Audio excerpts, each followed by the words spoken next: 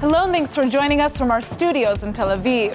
Coming up in today's newscast, Tel Aviv is hailed as a recycling capital of the Middle East. Some powerful Israeli women make an impact in Africa, and Israel and Gaza come together for a furry cause. I'm Natasha Kirchuk here with the latest news in Israel.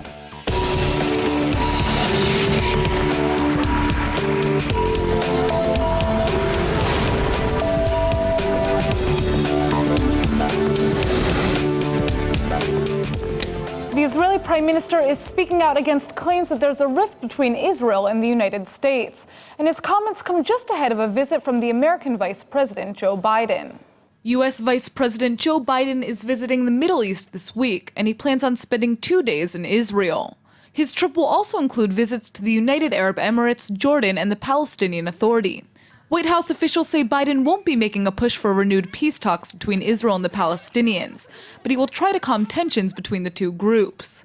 The vice president is expected to focus on increasing cooperation between the U.S. and its allies in the war against the Islamic State and the Syrian crisis. Israeli Prime Minister Netanyahu says that his visit is proof that the relationship between the United States and Israel remains strong, despite predictions that American-Israeli relations are close to collapsing following a deep disagreement over the Iranian nuclear deal. השבוע יגיע הנה לביקור ידידנו סגן נשיא ארצות הברית ג'ו ביידן.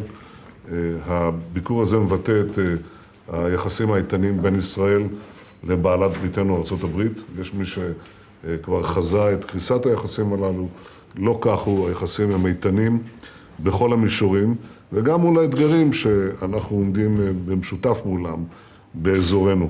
על כך כמובן אדון עם סגן הנשיא בביקורו. This is one of those you have to see it to believe it stories. You probably know a bit about the Hamas terror group in Gaza, but you might be surprised to hear how the organization is encouraging Palestinians to carry out terror attacks. The terror group is known for creating viral videos with shocking messages and even catchy songs, and they've just released a new one. The group's new propaganda film encourages Palestinian policemen to attack Israeli soldiers. If this sounds familiar, that's probably because we reported on a PA policeman, Amjad Sukari, who was shot dead after firing at IDF soldiers at a West Bank checkpoint in January. Sukari was a member of the Palestinian Authority security forces who served as a bodyguard for the PA's district attorney before carrying out the terror attack. The new Hamas video praises Sukari and says more Palestinian policemen should follow his example. This isn't the only video Hamas has come out with recently. Last month, the group made a viral music video that displayed singers dancing and encouraging suicide bombings of Israeli buses. It's rare to see Israel and Gaza cooperate, but it looks like government officials from both sides are coming together for an unlikely cause: zoo animals. Conditions in the Gaza Strip have steadily deteriorated since Hamas seized control of the territory in 2007. And it's not just humans that are bearing the brunt of it. Gaza's animals have been affected in a devastating way. There are 6 zoos in the Gaza Strip, and their animal populations have been quickly dying out after years of neglect during the ongoing conflict with Israel. At some zoos, the mummified remains of animals can even be seen on display in cages alongside the live animals, although there are barely any zoo visitors to see them. War, cold winters, and disease outbreaks have left Gaza's exotic mammals struggling to survive, and the animals' desperate situation has led to a rare collaboration between Israelis and Palestinians. Israel has granted the organization Four Paws a permit to enter Gaza to aid the zoo animals. The international nonprofit has stepped in to try to save the creatures by providing food and medical aid. Since February, Four Paws has aided over 100 animals at 3 Gaza zoos, and Dr. Amir Khalil from the organization says Israel's agricultural administration has been of great help. Khalil says both Israeli and Palestinian coordinators on the Gaza-Israel border and veterinary doctors have met to coordinate efforts. Yet the future of the animals in the Gaza Strip remains uncertain. A new facility in Jordan may absorb many of the animals, but many are worried that another war in the area could be very detrimental to the remaining zoo creatures. Have you ever been stuck in a job that just isn't right for you? You spend every day wondering if you could earn more if there's a better opportunity elsewhere. But in the end, you just can't seem to work up the courage to find something new. Here's the good news. An Israeli startup may know just how to solve your problem. Nimrod May joins us from the company Whoo with more. Good evening. Thank you so much for coming in. So what is Whoo? Talk to us about this. So basically, Whoo is a marketplace that is here to solve a very known problem, which is enabling people with knowledge of knowing what's their market value, what's their worth, their skills worth, what are the possibilities and demand out there for them. And the way we do it is by targeting people who are not necessarily looking for a job and offering them to join Whoo by very easily uploading their skills either from their LinkedIn profile or from other sources. And what we do is we take their skills, we anonymize them, we keep them secured, and we ask them what is the compensation what are actually the expectations that they want to be met with in order to consider switching their job. So we ask them questions such as what is the salary that they're expecting to get, or whether they would like to relocate, consider switching their work-life balance, working less hours, whether they would like to try new technologies, size of companies, etc. And once they onboard to the Whoo platform, what we do is we take the entire data set that they just shared with us, we totally anonymize them, and basically we match them with companies that are looking for potential candidates that fit their skills. You spoke to me previously about this idea of passive workers. So there are a lot of people in the workplace who aren't necessarily happy with what they're doing, but they don't know how to get out of their career or find something new. How do you guys deal with that? So basically, we understood what are the three main reasons that keep these potential candidates in a passive mode, or what we call a comfortably numb mode.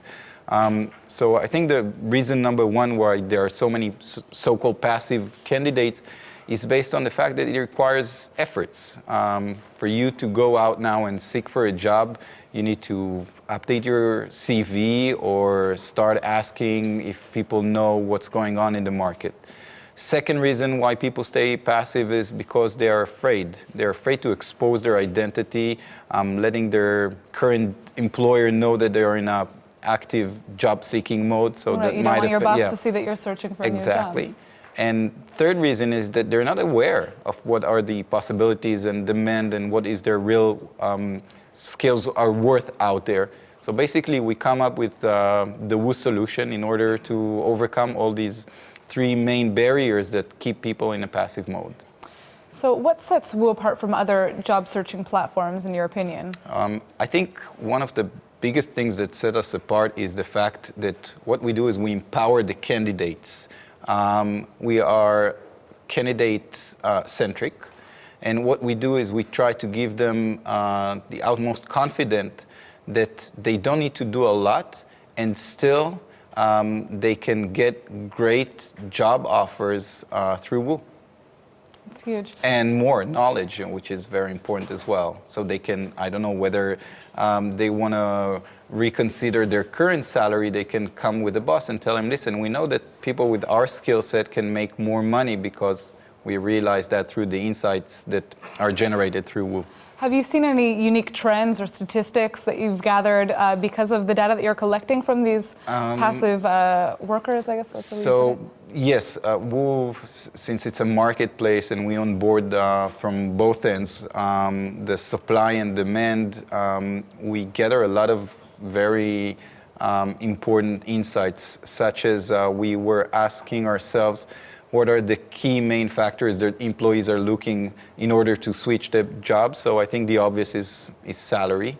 But second to that is location, where the company is placed. And there are also other factors that we realized are very important for the employee, and that what kind of position they're going to get, whether they can work from home or not, and so on and so forth. A staggering insight that we found out was, if we take Israel as an example, is that a third of the people that are on the Whoo platform considering relocation. So they're willing to leave their current position and go elsewhere in order to experience a new job. That's not good for Israel. We don't want you to leave. No, I agree with you, and that's actually something that we can share afterwards with the government, try to understand what are the reasons that make so many people consider relocating. I can assume it's based more on experiences and compensation reasons. very important. Whoo is currently targeting technological people, what we call top techies. And the service is currently available in Israel and in the States, in San Francisco in the Bay Area, and also in New York and Boston. And soon enough, we're probably going to expand it. Great. Well, thank you so much for coming in. We're you. looking forward to seeing how you guys expand. Thank you. When it comes to environmental sustainability, it looks like Israel is the leader of the pack. Tel Aviv has just been dubbed the Recycler of the Year for recycling more bottles per capita than any other Israeli city. It looks like the world can really start thinking of the White City as a green city, with Israeli leaders hailing Tel Aviv's facility as the most advanced in the Middle East. The ELA Recycling Corporation has awarded Tel Aviv for its outstanding advances in waste recycling. Statistics show that Tel Aviv residents recycle an average of 53.5 bottles per year per capita. Waste recycling in the city has even gone up by 15% since 2000, rising by 2% in the past year alone. In total, Tel Aviv recycled 125 tons of plastic, and Tel Aviv Mayor Ron Huldai says Tel Aviv not only tops the Israeli average, but that the city's also developed the most advanced recycling facility in the Middle East. ELA is attributing the rise in recycling to the placement of new bins around the city made specifically for packaged waste.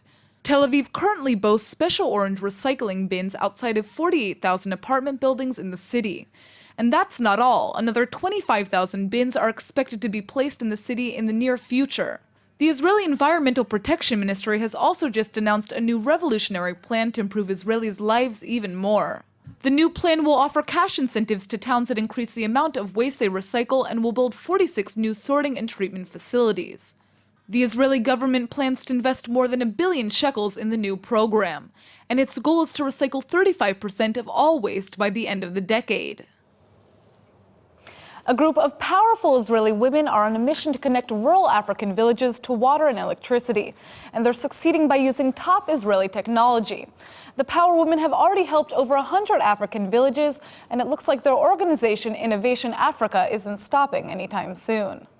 Innovation Africa was founded by Sivan Yaari, and it's making a big difference in several African countries. The organization works with rural villages in Malawi, Uganda, Tanzania, and South Africa, and uses Israeli technology to help better the lives of residents. For example, a lot of the villages don't have electricity, which means they can't refrigerate food or medicine. The Israeli company helps solve the problem by bringing in Israeli solar panels, which allow the villagers to do all of the above, as well as charging their phones and using solar-powered computers. The organization also provides villagers with Israeli locks, which help cut down on theft. Plus, it provides Israeli irrigation systems, which cut down on water use and result in larger crop yields. The company is estimated to have already helped more than 1 million people since it was established in 2008. And if the company wasn't special enough already, it's also founded by a woman and has mostly female leaders. And now for our Hebrew word of the day. It's really incredible to see how much Israeli technology is helping the world. So today's word is Ezra, which means help in Hebrew. Ezra is a word that's used a lot around here because Israelis really feel comfortable asking one another for help. Israelis might come across as aggressive and loud, but sometimes that can be really positive. If you look lost, it's not uncommon for an Israeli passerby to randomly approach you to ask, "Atzlicha Ezra?" or "Do you need help?" It might seem strange, but Israelis love getting a second opinion. And it's even more common over here to be asked for advice from strangers. If you're in a restaurant and the couple sitting next to you leans over for some help choosing a dish, don't worry, they're not trying to dig in. They just want your Ezra. So if you're in Israel and you realize you need some good old Ezra, don't be shy to ask for it. We can almost guarantee that Israelis will be more than happy to help. Let's go ahead and take a look at the weather forecast. It's the beginning of a new week. Get out your sunglasses because Monday is expected to be sunny with a high of 75 degrees. Tuesday should be partly cloudy and the temperature will go down to 74.